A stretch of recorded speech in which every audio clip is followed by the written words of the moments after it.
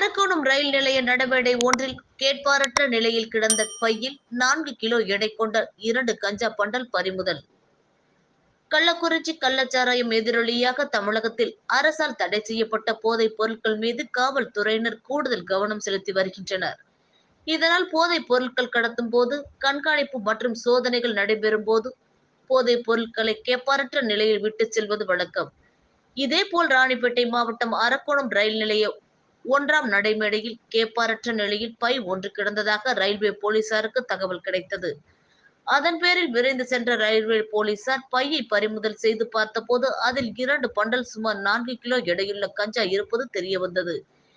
இதனை அடுத்து கஞ்சா பறிமுதல் செய்த காவல்துறையினர் இதனை யார் விட்டு சென்றார்கள் என சிசிடிவி காட்சிகளை ஆய்வு செய்து விசாரணை மேற்கொண்டு வருகின்றனர்.